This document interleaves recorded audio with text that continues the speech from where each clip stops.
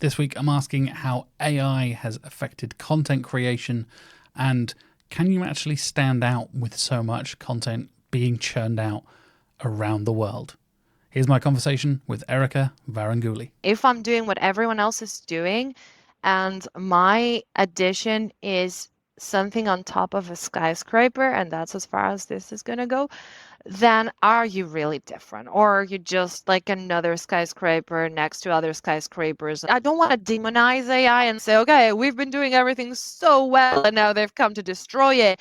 So there are things that it can actually help, but things like having a distinct voice, they cannot do that for you. Having humor, that's hard even for humans, right? 9 out of 10 times, everyone may cringe and just laugh politely. Hello and welcome to this week's episode of Search With Candour, the podcast that is all about bringing you the best and brightest people in digital marketing and helping you get better at your job in SEO and digital marketing. I am your host, Jack Chambers-Ward. Thank you for joining me this week. It's going to be a really fun conversation with somebody I've known for a little while now, Erika Varangouli from Riverside. We're going to talk all about content creation, how AI has evolved content creation, how to stand out in today's oversaturated market of content, and plenty of other stuff. Erika and I go off and talk about everything from movies to music and relate it all back to SEO eventually as well. It's a really fun conversation. I think you'll really enjoy. I don't know, Erika and I had a lot of fun. There were a lot of laughs throughout this episode, so a lot of that to look forward to. If you haven't already, please do like and subscribe on our YouTube channel. The like button is down below. Of course, the subscribe button is down below as well. I would hugely appreciate any support you can give to the show. If you want to follow us on Spotify, support us on Apple Podcasts as well. They're the three main platforms to listen and watch the show. You can also comment on Spotify, leave a comment down below on YouTube as well. So give me some feedback. Let me know what you think of the podcast so far in 2025. If there's anybody else you'd like to see on the show or any feedback you can give me, please let me know.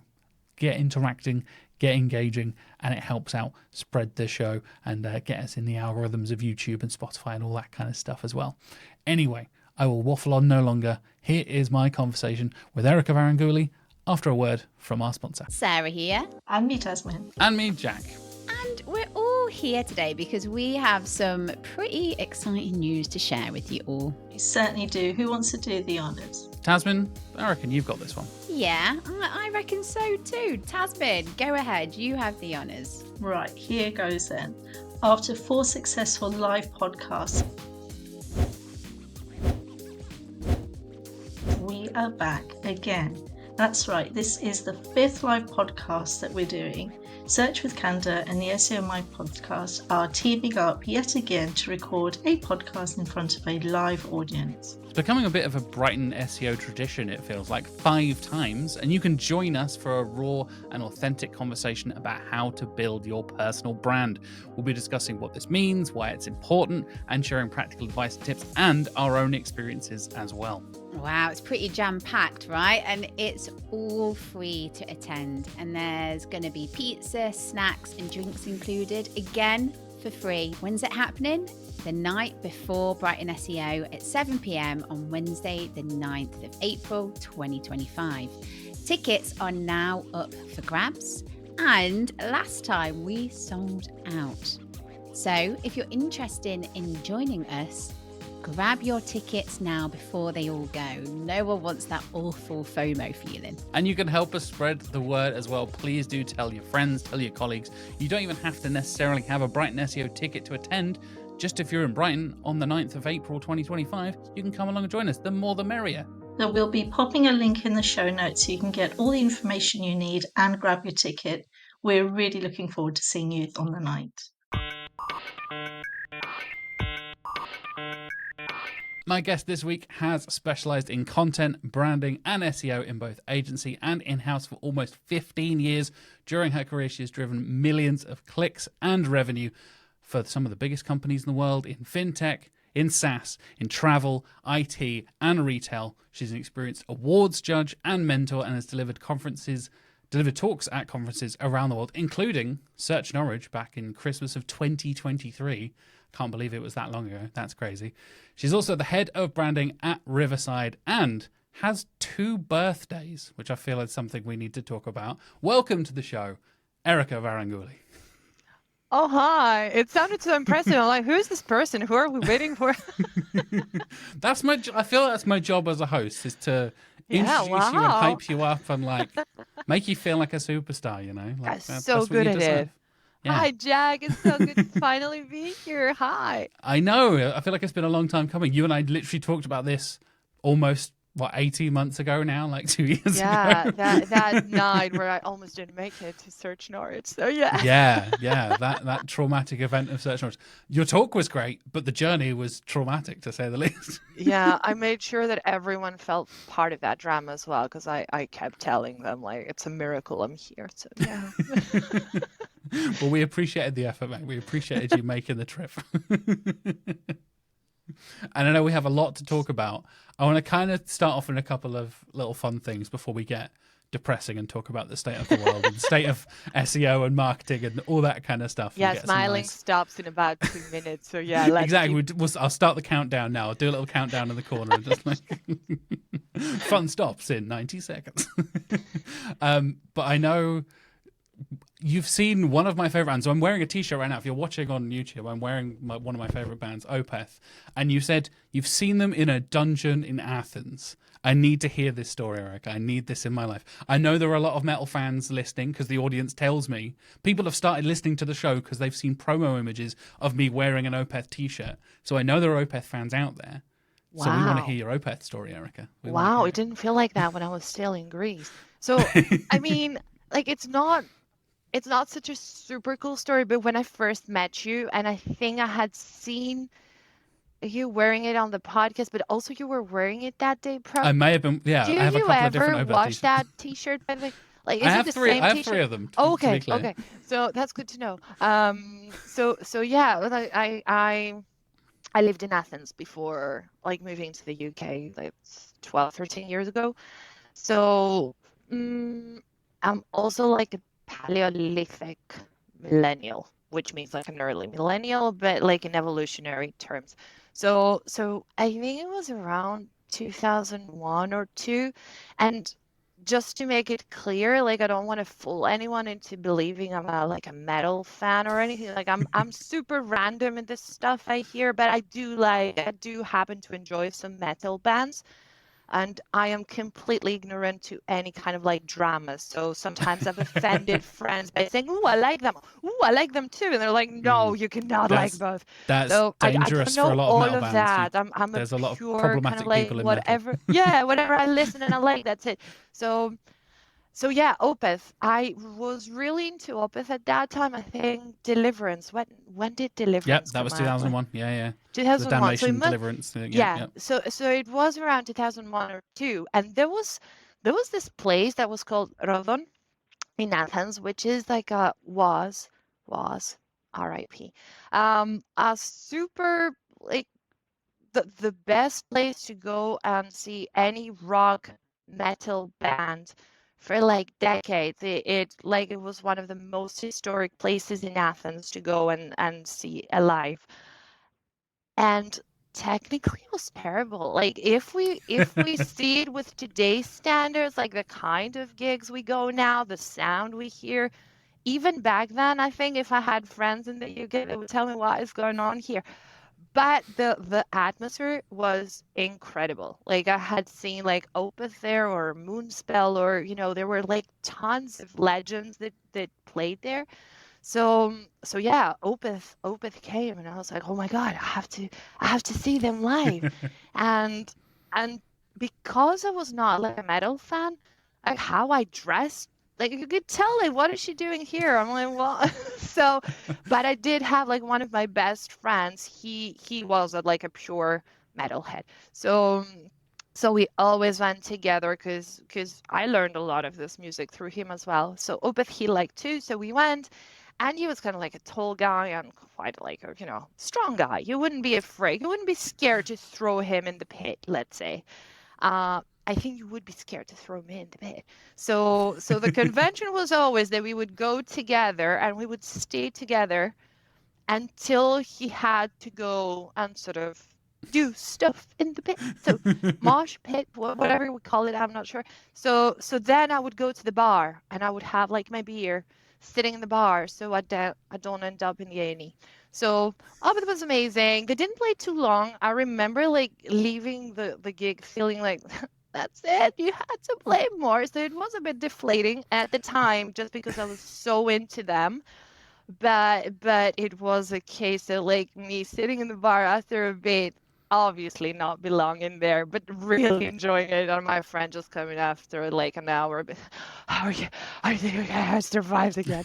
So so yeah, when you're the first person, probably the only one I know in the UK who like wears Opeth t-shirts. Like I think really? that's how we first connected. I was like, wow, Yeah. you like Opeth? I've never met anyone in the UK who likes Opeth. Yeah, So, you were literally, because you were meeting Mark in Brighton, wasn't it? And I just walked in and I was meeting Mark as well, and I was like, "Oh, hey, it's Erika. Hello, how are you?"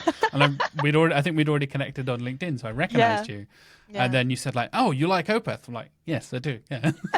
Yeah. So that's the story. Like the dungeon is like the most unconventional of places to go and see a gig, especially when you want great sound. But the atmosphere, like there are so many more places and venues nowadays in Athens. I've never felt the way I felt in them. And I've confirmed that with others, old people who were going there, and it's like we don't feel the same way anywhere else. So yeah. There's always that kind of like special little venue that feels unique and grungy and kind of cool and interesting. Like you said, even if the sound is terrible or the brickwork is falling apart or whatever. Which wasn't terrible, by the way. Like I always feel like I have to defend it all the time. I was like, it was amazing. It was like I don't know how they did it, but it was great. So we had some good times there. Nice. I think I've seen Opeth live 4 times now, I think, over the years. And then, funny enough, most recent one was here in Norwich. Unbelievably enough, they actually came to my hometown, and that was the release of their previous album, so like 4 or 5 years ago. And this T-shirt is from their latest album, which I highly recommend. The Last Will and Testament. You say you're a fan. I'm just sort of like I'm a passenger. Oh, they're like one of my favorite bands, like Opeth and Gojira, which are a French metal band. They're the ones who played the Olympic opening ceremony. I don't know if you saw that. Yeah. No, Gojira as well. Yeah, maybe I am a metal fan. And I don't know it. I was like, I don't know. I'm just going to list a bunch of metal bands. You'd be like, yeah, I know them, Jack, obviously. They come to Birmingham, right? With like Black Sabbath and Metallica and that. Oh, yeah. Everyone's going to be there. Are we going to be there? Oh, me and my friends, we were talking about trying to get tickets. I think it's going to be an absolute bloodbath to try and get tickets, and they're going to be really expensive. So I don't know. I mean, I saw it. I'm like, I cannot believe who's missing. I cannot find. Yeah, it was like all my favorite Mastodon, Gojira, like everybody in the same place. Everyone, Tom Morello was like, oh my god, I cannot believe Spirit that Box and Hailstorm and like it's just all my favorite bands in one place basically. It was wow. crazy. And I guess that the tickets, by the time you hear this and see this, viewers and listeners, the tickets will have already been out, and I will probably be £500 or £1,000. yeah, exactly. I'm assuming they'll sell out in a couple of minutes, probably. Yeah. But unfortunately, we're not here to just talk about metal, as much as I would like to just pick your brains about the metal bands you've listened to over the years. So right, we need to do that episode. We need to start a new podcast, maybe. Jack. We'll do a spin-off. Yeah. Yes. Search with metal with Candour, something like that. Mark likes metal as well. It'd be fine. We'll get into it.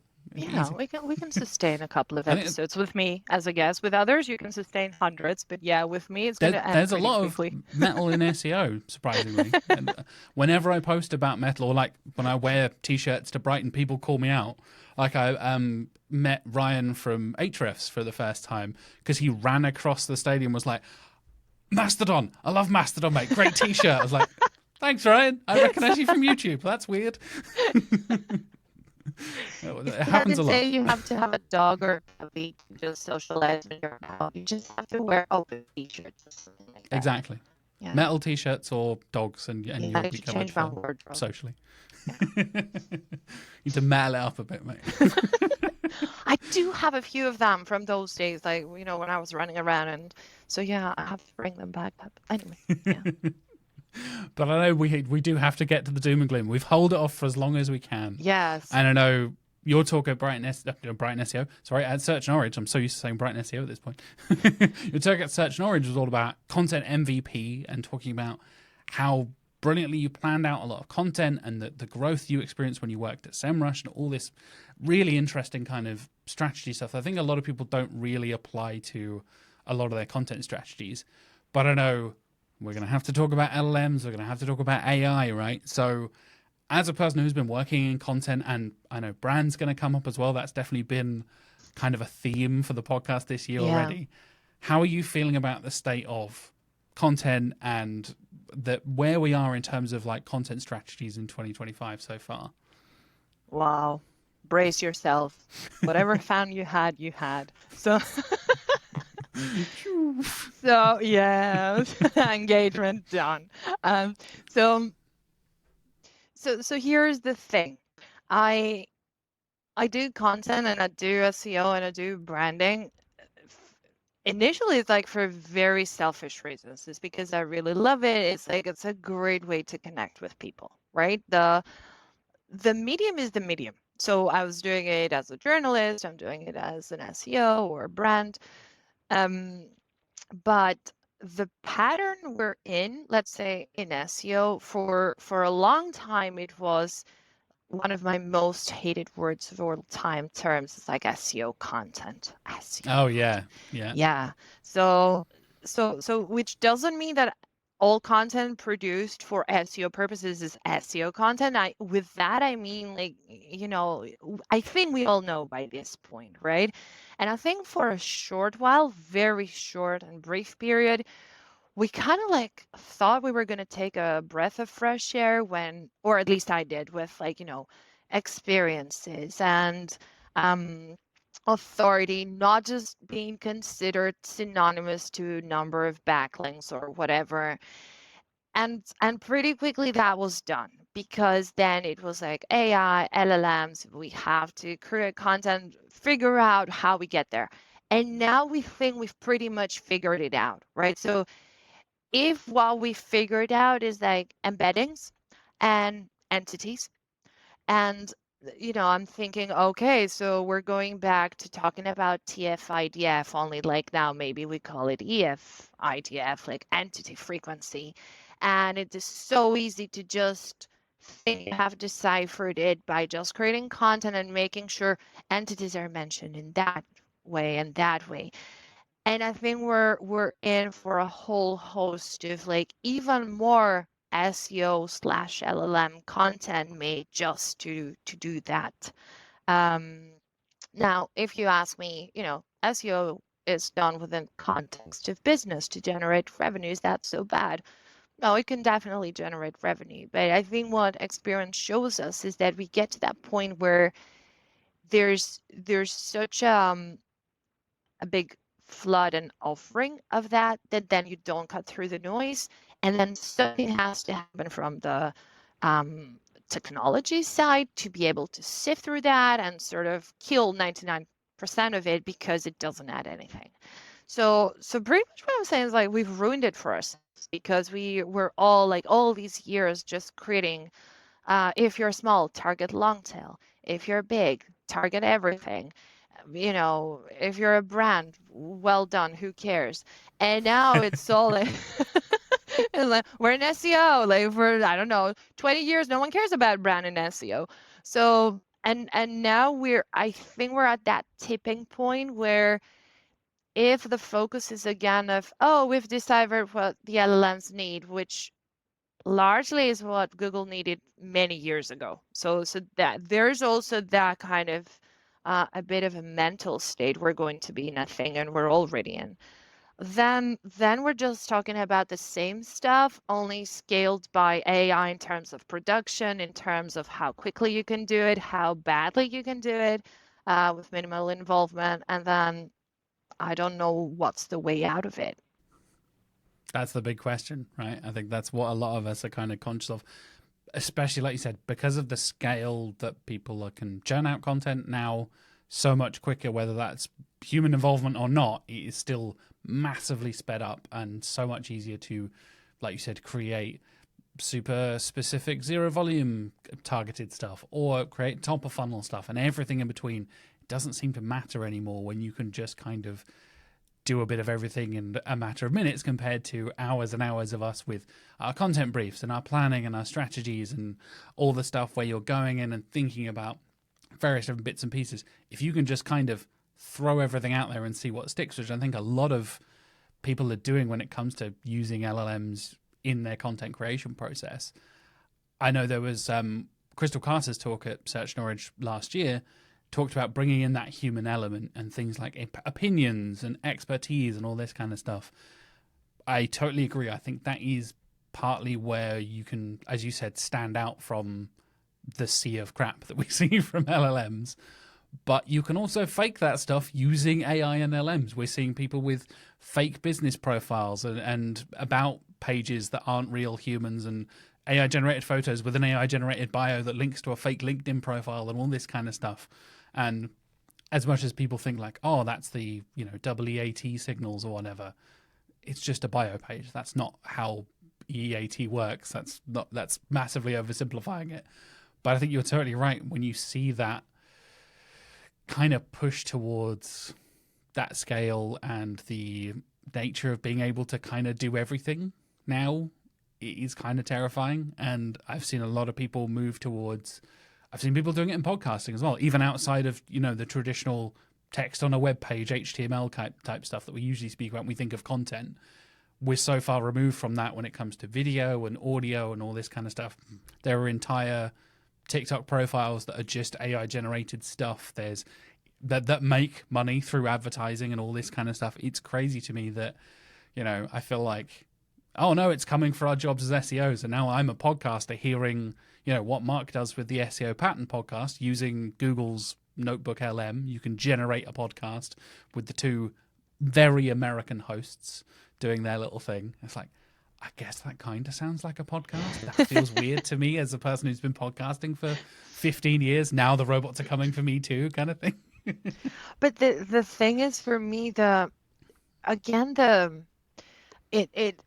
it's completely a utopic, is that how you pronounce it in English? Idea that all of a sudden all of us will be sane and sort of say, wait a minute, where's this going?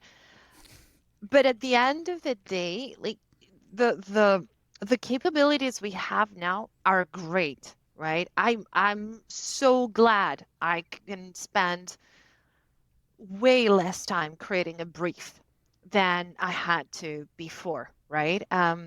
Personally, others may not like it that much, but like for me and what I want to do and where I see the added value coming through is not through that. So there's tons of value and efficiencies and productivity and all of that. So I just want to make clear that it's not about, ooh, AI is bad or you should not use it or whatever. But the question is it a facilitator or is it the end goal? Because depending on that answer, we have an answer about where this is going to go, right? I think and originality or unique perspectives or your video content, for example, there's a lot of scope now for smaller teams, small business to be into this game. But again, there's that kind of misconception of, okay, I can use it to do this, and now I can create a lot of content without having a full team. Or I had a full team, but I had to fire them because now I can do everything with AI. And the question is then if you're doing it and everyone else is doing it, how are you different? Why are you going to succeed, right? And I think that's always like, nowadays the easy answer is brand. It's not an easy answer. Like, I don't know why all of a sudden we think brand is the new thing. It's not a new thing, right? It's probably just a sign of the desperation in SEO that like lots of things that used to work don't. But on the other hand, none of it is easy. And expertise and experience is not easy. And then of course there's the the philosophical question of, while doing all of that, we are training AI to sort of then like, okay, don't think about the next month or the next year. Like, why in 2 or 5 years? 5 years sounds like a long time. If now you decide, okay, Reddit, I'm going all in because that's where everything is. Why is it going to be there in 5 years? All it takes is like enough and continues for a while, like training material for AI, and then they don't need it anymore. Like it's like none of this is forever, and strategies cannot be done on the basis of what works now. That's what I'm kind of like, I think that's my main point. It's like if you're doing SEO strategies based on what is going on now, you're not going to get like you have to look at what's happening now to inform your tactics or your priorities. But at the end of the day, if you're doing SEO or any other kind of like marketing channel for a business that looks into sustainability, growth, continuation, you cannot afford to just do it based on what's happening this month or what's going to happen next month. Yeah, definitely. I was talking to a friend of mine who's a professional YouTuber, and it's the classic thing we see so often with these, like you said, specific channels in marketing where you see people follow trends like, oh, I'm not a fan, but Mr. Beast is the biggest creator on YouTube. So he is put on this pedestal of, oh, now everyone's thumbnails look exactly like Mr. Beast. The same is true for content creation. Oh, you see this particular market leader, this brand, as you were saying earlier, Erika, like, oh, Nike is doing this great thing, or this big household name is doing this thing. So we should be doing something similar. And I'm sure everyone, whether you're agency, in-house, freelance, you have had a conversation with a marketing director or a CMO or somebody who says, look at what Apple is doing, look at what Nike is doing, we should be doing that. Like, that's not how that works. You should think about, exactly as you're saying there, Erika, what works and what doesn't work and how you can adapt that to work for your strategy and your brand, not just copy what Apple is doing. Because also, to stick on the brand thing for a second, like, they're a household name. They can get away with minimal packaging and stuff because everybody knows that Apple exists. Like if you're that new yes. little tech company, people don't know who you are. You kind of need to shout about who you are and what you stand for. Yeah. Because you're not Apple, you're not Microsoft, you're not Google. The thing is also like, well, the devil is in the details, which in my view is not a detail, it's a whole wall of it. But if first of all, it's natural and it's good to look at like leaders to sort of see what they do because they can afford and they cannot afford not to be first, right? Or at the front of what is happening, the next innovation. And that starts even from their products. They have budgets, they have all of that. So I'm not demonizing like looking at what leaders do or what others do. But we forget that, Apple is Apple, as you say, and they didn't become Apple in a year or 2 or 5, right? And they didn't accidentally become Apple. So I think it's a bad example because also Apple and its leadership was never about, oh, let's see what Microsoft is doing and we can do it a bit better.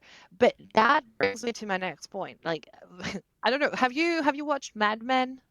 Yeah, absolutely. Yeah. Okay, so when I watched it a while back, years ago, um, I was already in SEO, working in marketing agencies with clients, and I was so surprised by hearing everyone worshipping Mad Men and what's his name? I don't remember his name. Don Draper. Don Draper was, sorry, Mad Men fans. I'm terrible with names. So everyone worshipping the characters, like, oh, that's who I am. And the next thing in a meeting was like, so what is our competitor doing? We need to do the same.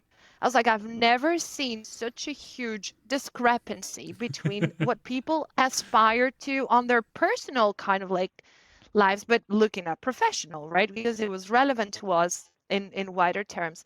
But then no one actually wanting to do that or taking the risk. So, advertising, for example, is not nowadays. Don Draper advertising is relies a lot on actually doing something because it has not been done before. And things we do in SEO and in marketing tend to rely a lot on someone else having done it and having worked and wanting to do something similar. But if you think about it, not just in SEO, but just marketing, your key is to how are you different? This is brand, this is in SEO, this is in everything you do has to also, not everything, but you have to have that element constantly, I think, in your head of how am I different?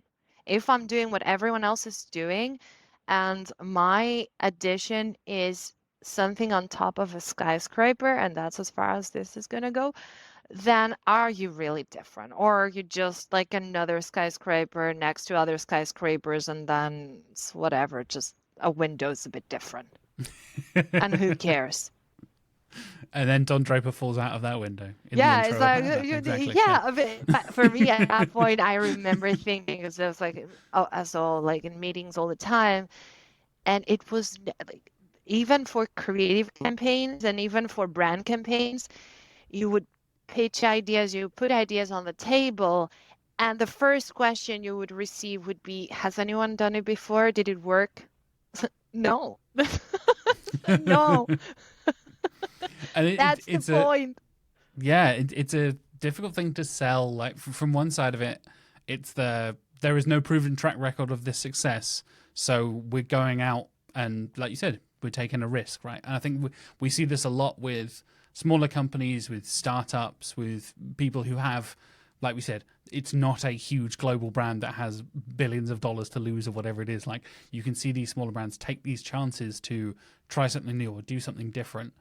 And on the other side of it, this is what Google talks about so often with unique content, helpful content. They lean towards unique content now rather than the helpful content phrase they've used over the last 3-4 years or so. Things like information gain. How much actual information are your readers, are your viewers getting from this? Are you just repeating what everyone else is saying, or are they learning new things? And freshness, like uniqueness, freshness, and information gain, are things Google has really pushed over the last few years. And like you said, we still see so many people be like, can we just do what they're doing? Can we just copy them and do that? It's like, But yeah, that's where I come in and have a huge understanding though why it doesn't happen. And I'm into this game as well, because I think with Google trying to push these things and talking about these things for so long, but its results not demonstrating this is the yep, case. Like at the end of the day, it's not even risk taking. Sometimes it would be borderline suicidal, like 2, 3 years ago, to go and say, okay, I see the SERPs all looking the same, like the organic results, they all look the same, they're just tiny differences. We don't see anything else. So how on earth are you going to take a risk? This is okay. My piece on that topic is going to differ to all the top ones, and it's going to do well.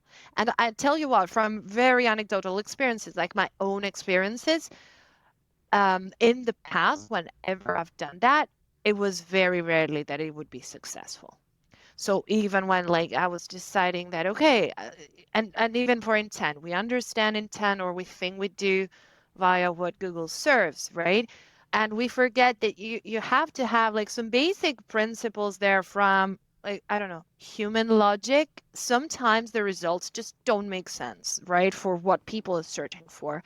And then marketers who know their audiences, who know their brand and their product. So there are many ways to differentiate. How will you take that risk if you're trying to rank and what you see is so uniform? And I think that is what has been changing.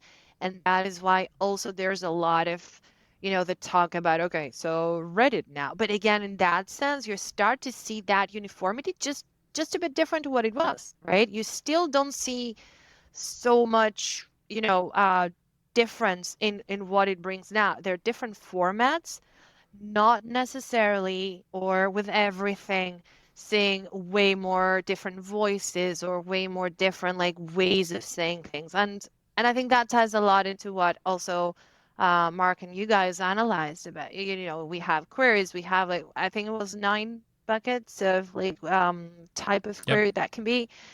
And like I was going over some of them, like I don't get why that would be classified as such. I don't get it. yeah.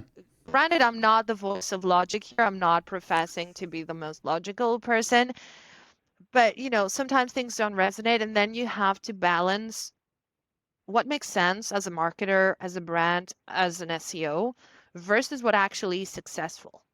And I think that's the huge problem we've had, and it only gets worse now, because now, first of all, we have Google wanting to become, I think we all think they want to become ChatGPT. I think for a long time they want to become like Facebook and TikTok more than anything else, right?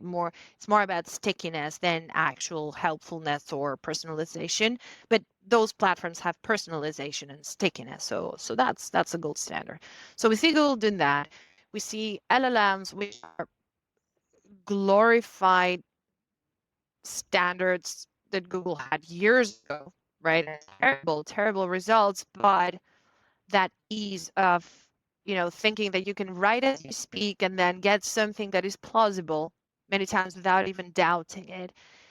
And then you have LLMs and search AI and some of the social platforms wanting to become more Google.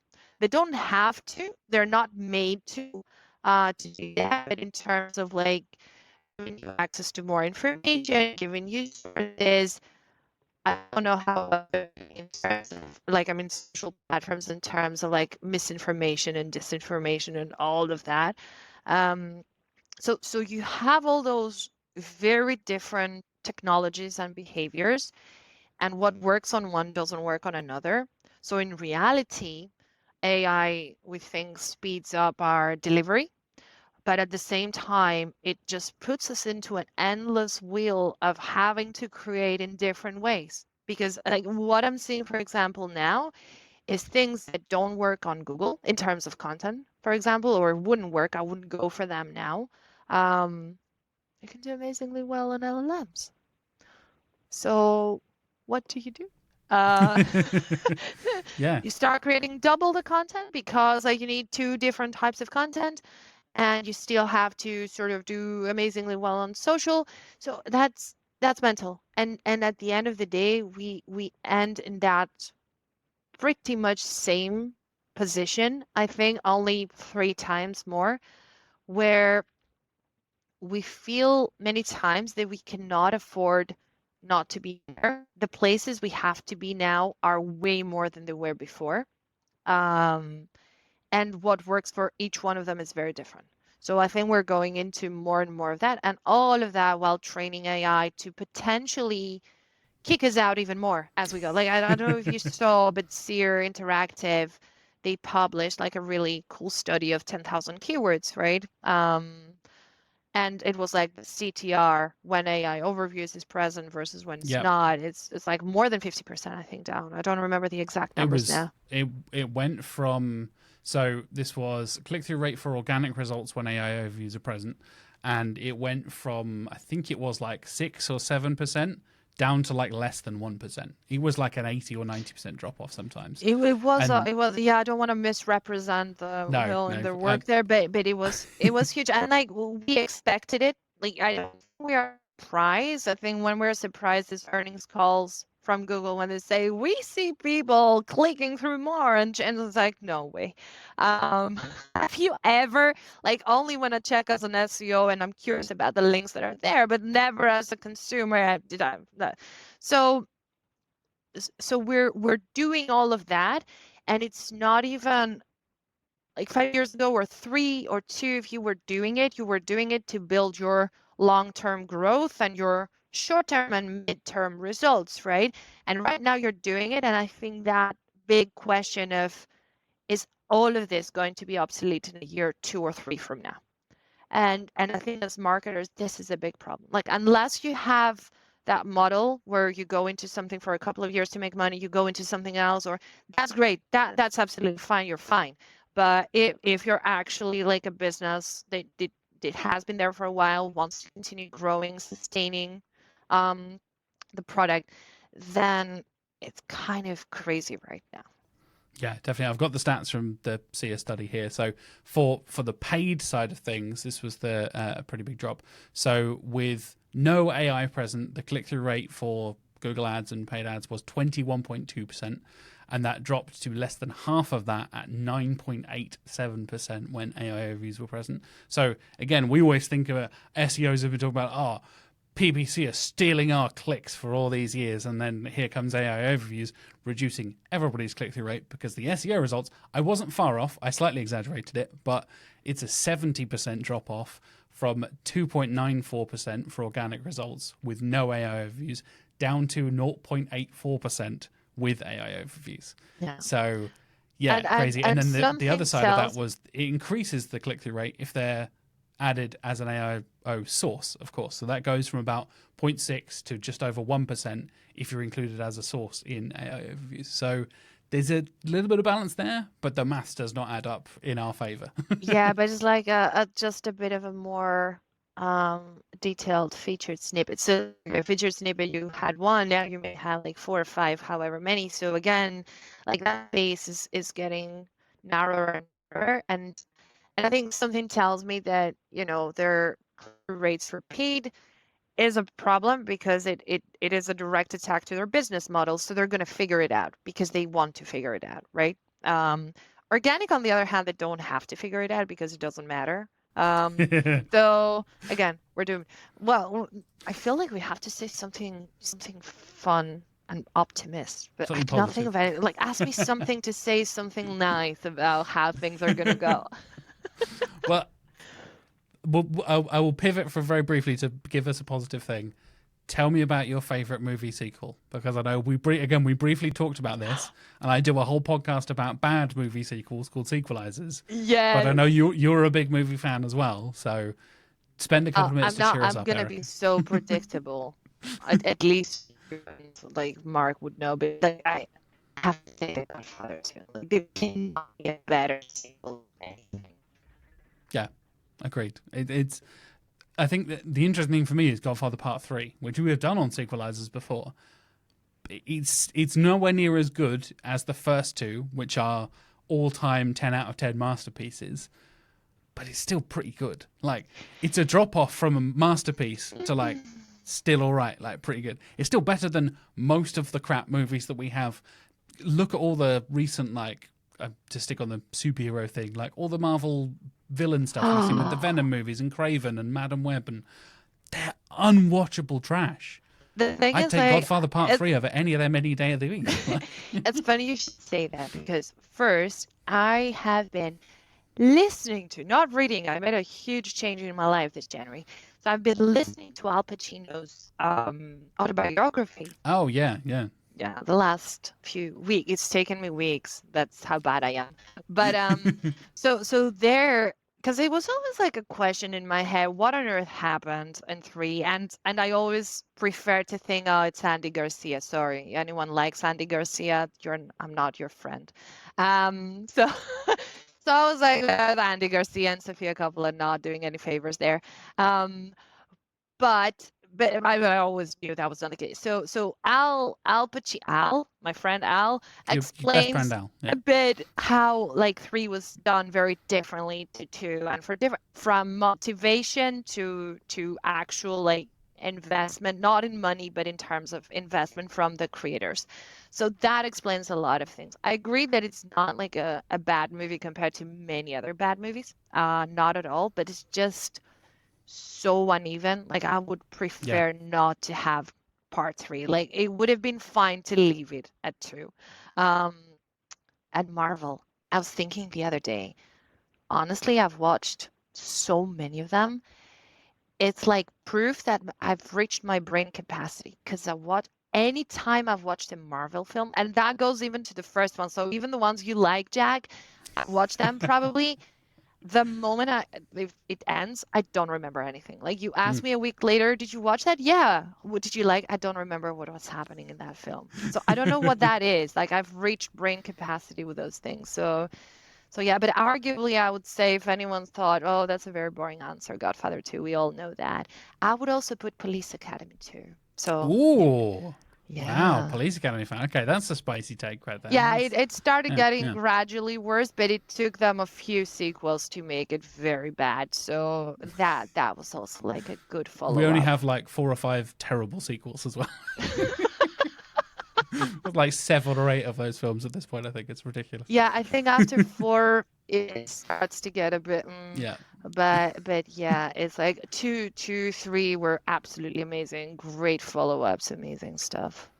It's funny tying it back around to LLMs and stuff, because I have tried to use LLMs for sequelizers before, where we will basically, when we fix a bad movie sequel, one of my co-hosts and I will rewrite that film and recast it, come up with a new director, all that kind of stuff. Basically, give it like a 2,000 word mini pitch treatment. Essentially, I don't use the LLM for that. What I do use it for is when we do summaries and like synopses of the existing films. So to give you context for, if you haven't watched Godfather Part 1 and 2, here's roughly what happens in those things, so my story will make sense later on. I have tried to use LLMs like summarize this film in 10 bullet points, include all of the key plot points and any major characters, and it just goes off and does other stuff. And it's a tiny little thing, and it really annoys me, is that it's kind of I think the result of LLMs can't say no, right? They have to give you something. Even in the, like, I give it a very strict prompt of like, give me 10 bullet points, don't want anything else, nothing else. And right at the end, it'll be like, and Godfather Part 3 is considered by most to be the weakest. I think, like, I know that. I didn't ask you to give me a review. I didn't ask you to show me the consensus of like what people think about it, or, oh, I had troubled production and Francis Ford Coppola did this and blah, blah, blah. I was like, didn't ask for that. Just give me the summary of the plot. And I find that that's often a key thing when I can spot LLM generated content, is when it starts waffling on other stuff that is not quite the topic, but close, but not quite. And as a person who is known to waffle on the podcast for the last decade or so, I know a thing about waffling. And it always bugs me when you give something a really strict prompt and it goes off, and you will see it almost like guarantees a little conclusion thing at the bottom of an article. And I'm now like getting super skeptical about any article that has a neat little conclusion of, and this is why this film is good or bad, and blah, blah, blah, blah, blah, 8 out of 10. I'm like, okay, I don't trust that conclusion What was have human they been created. trained on? Like, Exactly. that Exactly. so in that sense it's approximating like human content, that SEO content they've been seeing a lot of going back. But that's the thing, like also like risks, LLMs cannot joke. They cannot, that political correctness as well, I think is going to be so obvious that from a brand perspective, if you were thinking about it before, now you have to go for it. Like if because all of that kind of machine generated content can have like some benefits, right? I've worked and I've met writers or editors who waffle more than AI. So yeah, We like all have, let's not, yeah. I don't want to demonize AI and like say, okay, we've been doing everything so well and now they've No, come to no, no. destroy it. So there are things that it can actually help you tie things better together, but things like having a distinct voice, they cannot do that for you. Yeah. Having humor, like that's hard even for humans, right? Like 9 out of 10 times everyone may cringe and Not just everyone's laugh a stand-up politely. comedian as much as they like to think they are. Exactly, but definitely they cannot do that. They have to be politically correct. At the same time, like biases are all over that content. So there's still a lot of work for us to do as humans and professionals in order of like, it's not, even if you have the best of prompts, I would challenge and say probably 9 out of 10 times, if you don't look at it, you're missing some. And I'm not saying look at it because Google will penalize you if there's no human intervention. Okay, they change the quality guidelines now. Everyone's like, oh yeah, now we are absolutely certain we need to intervene. You have to do it to do justice to the brand you represent with this content. And that's the association, like we were saying, how everyone now talks about brand. But that's the associations that were missing before. It was like, okay, I'm creating a lot of blog content and targeting long tail searches, And I'm doing that for SEO. At the same time, you're representing a brand. Whether you like it or not, you're out there, and that's the content you put out as part of a company's and a brand's, because they're not the same. But so whether you like it or not, you're doing that. And then you have this crazy scenario where you see super nice polished product pages that are fun, or they have like a distinct tone and positioning and everything. And then you go to the blog post and it's like the same as every other blog post out there about the topic. That's a missed opportunity. That's a missed opportunity for years, right? And Yeah. that's why for years I was like, I love brand, and that's how I've gone into it. But at the same time, it was a missed opportunity because content was seen as like content to rank. It doesn't matter. You may rank to, even without AI, you may not rank tomorrow. So what have you got? What have you got left? They're assets. They're brand assets. They should be treated like that and not just in a, okay, now we have AI producing that content. Let's see what happens if we make 5 million of those. Definitely, yeah, and I'm hyper aware of it as a voice of Candour, because I didn't start this podcast. I was hired as an SEO specialist, and now most of my time is marketing and partnerships and working with our sponsors for the podcast and our core updates newsletter and Search Norwich and all this kind of stuff. Like, I don't do that much SEO stuff anymore, but I am very aware of anything I say on this show can be taken out of context, or even in context can be used as someone from Candour said that. You know, that I represent this brand whether I like it or not. And that's true when I'm writing the video descriptions or the blog posts that we have, that I essentially copy over the video description from YouTube and put it on the blog post.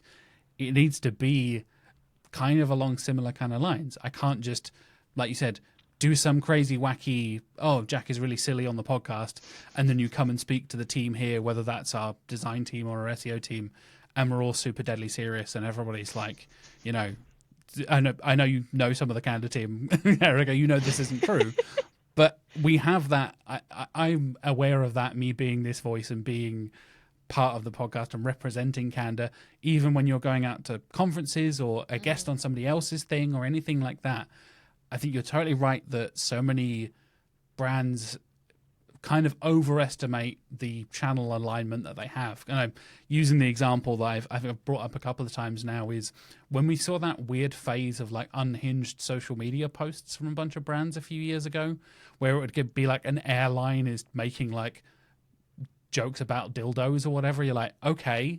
And then you go to book it and it's like, welcome to our airline. You can book this thing. I'm like, weren't you just making like really overtly like sexual social media posts? Like, yeah.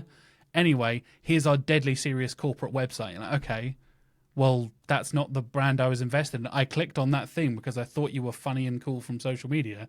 Turns out you're super clean and corporate. So what is it? And like you said, that's where a lot of the people, I think, us as consumers, as customers, as users, get invested in a brand. For me, I will follow a creator or follow a brand or whatever because I find them funny, I find them engaging or whatever. And maybe I will start following them through a TikTok video or a podcast, and then go and check out their website and be like, oh, actually, turns out they also have a clothing brand, and the clothing brand is actually also funny and has some of the quotes or the references or the whatever. Oh, it all links up. It all makes sense. Like, for me, that it blows my mind how, like you said, how many people kind of don't get that, and how it's still a thing we're talking about in 2025. Yeah, I mean, like, so this is actually a great thing because there's two reasons behind that. First, I'm not saying the thing is like your brand does not dictate every channel, and your voice everywhere should sound exactly the same. That's not branding, right? That's like Absolutely. someone Yeah. put together a tone of voice guidelines document, and they shared it, and everyone now has to put Oxford commas everywhere. That's not it. That's not what we're talking about. So actually, like, your audience and who you're targeting maybe like you have different channels. It may be more fruitful for one versus the other, but brand kind of like aligns some things. It's like your positioning, right? Your values you cannot break those. Like, you cannot be all about equality and diversity on your side, and then, as you say, go on social media and make some jokes, right? So it's like the map of how and where you can move with what you create. But the outcome of it is like, sometimes, as random as it may sound, those differences and huge gaps may be from in-house teams. It may be deliberate, like, we're fun on social, but on our side people come to buy, so we need to be very, very serious. If you're listening to us, I'm also doing the serious face, but I tried with my voice. Or it may be the result of just teams not collaborating, right? So social team is more typically like more about fun, and because it's about engagement and about, and even Yeah. nowadays companies do not expect so much revenue from social versus other channels, right? So that's the team I'm with. It's so much fun. But then, the team that creates the content for the product pages, or the team that creates the content for the blog, they're very different. The brand team historically has been separate to organic search and SEO teams, right? Yeah. And I've personally spent years of my life arguing that as organic team, we should be working on and reporting on brand as well. So without stepping on anyone's toes, that's not the point. But the point is, if you're looking at your organic presence as non-brand, I think you've missed the whole point. So you have to align somewhere. You have to sort of find those ways that allow you to understand which space you can move in, and then each one goes away and they're experts in how the channels work, in what content works, in mapping their specific audiences there and doing the right thing. But you could not do this, imagine as if Earth with no gravity. What example am I going to do? I don't know. I'm not sure. I'm starting that. Let's see where it takes us. So we're all just floating out there in space. There's no moon. It's terrible. You cannot do that. You need that gravitational pull to something, and that's your brand. Yeah. I think, yeah, it was basically the theme of last year, essentially, for the entire podcast, was talking about this channel alignment, talking about SEO not working in a silo, which I know is something you have talked about for years, Erika. I followed you for years. I know this is something you've talked about for a long time. And this is something, like you said, the brand seems to be the key word, to use a phrase, of 2025 for a lot of SEOs. And we're now thinking about that. And how your tone of voice and how you're represented in the SERP, and again, for AI overviews or LLMs or whatever it is, matters a lot. And I have seen literally the paid ad and the organic result for the same company, for the same landing page, say completely different things that completely contradict each other. Oh, it's and terrible. Like you said, there is definitely wiggle room for different platforms need different things. Like the perfect example, again, sticking with the podcast, because hello, I do this podcast. The title I use on YouTube is not necessarily the same title I will use on Spotify, Apple Podcasts, that kind of stuff. Because the title of a YouTube video matters so much to discoverability and to be included in things like recommended videos or playlists and all that kind of stuff. Whereas on Spotify, it matters far, far less. And it's more about getting followers and subscribers and long-term investment in your the whole show, essentially the whole show, rather than just an individual episode. Whereas YouTube is, I've noticed from the numbers that we do, is way more up and down. Spotify and Apple Podcasts and all of our audio stuff is pretty consistent at one level. And it's like, okay, no matter what I do, no matter who is on the show, give or take a few hundred views here or there, we're at a similar level. YouTube will be like, here's 2,000 views for this one, here's 45 for this one. Yeah. Like, okay. Jack, we need to come up with a nice title for this episode. We do. We've talked about 15 different things. I was literally thinking what the hell am I going to call this episode, Erika? Let's call it What is SEO, if I remember correctly. It has high search volume, and let's just, what is SEO in 2025? See if it ranks. See if we want to make an experiment. Exactly. Just play around with the most clickbaity generic titles we can. SEO is not what you think. Even talking about thumbnails and stuff, right? talking about brand assets and stuff as well. Like I had a recent conversation. I don't know if you viewers have noticed, if you're watching on YouTube, or you can watch on Spotify as well. There's video on Spotify. The way we've shifted our YouTube thumbnails has completely shifted from usually just me and the guest's head and Search With Candour and our brand colours, the Candour pink, Candour slightly off white, the cold grey. Now it's got big text, it's got the highlights of, that kind of stuff, but it still feels like Candour. And that's the thing for me. That was the key discussion I had with our design team, where they were excited to kind of go off the walls and do crazy stuff and be like, okay, we can suddenly do big bold text over the top of the thing and kind of break the rules of a lot of the design guidelines that you would typically use for web design and UX and all the kind of stuff that we do here as part of our design team. But they were like, we can do whatever we want, kind of. Like there's so much freedom, but we don't want to go, as I mentioned earlier, to call out Mr. Beast again, because he's problematic to say the least. Super high contrast, zoomed in, face as close to the camera as you can. Yeah. Shouting at the camera type stuff.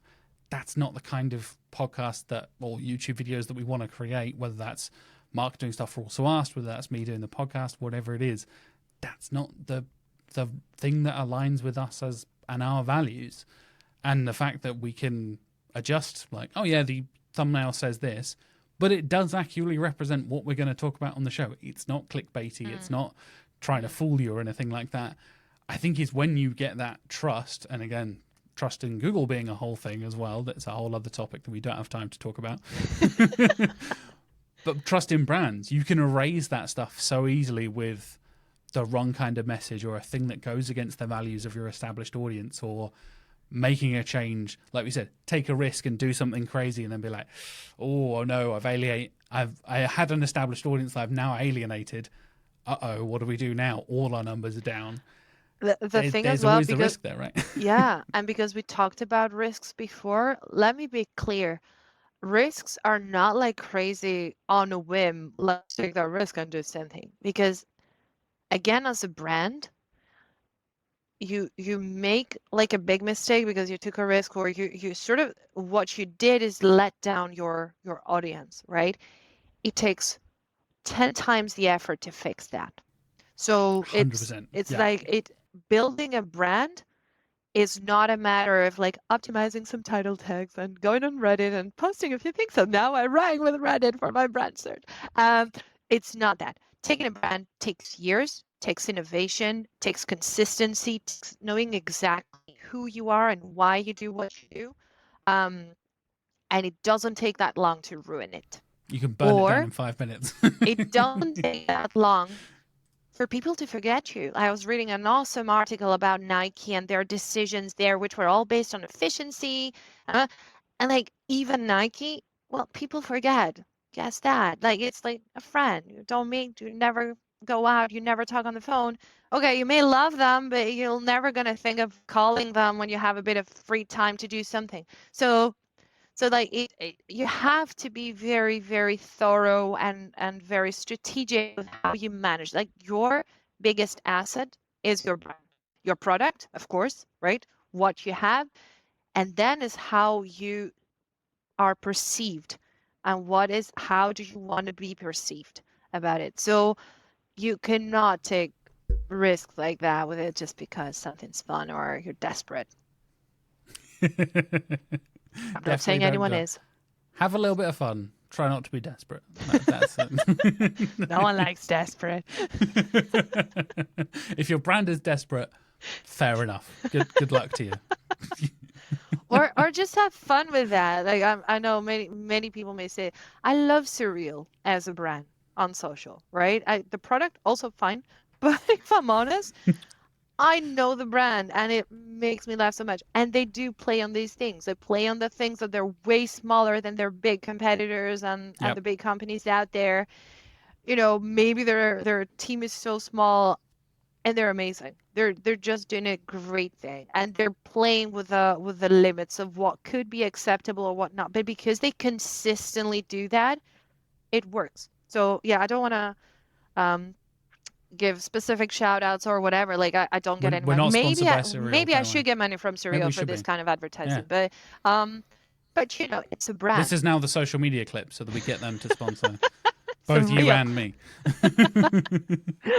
Send us some cereal, please. Yes. We oh, want, oh yeah, we want or more at cereal least on our that, lives. of course, of course. Yeah, exactly. Give me some salted caramel, honey crunch, or whatever it is.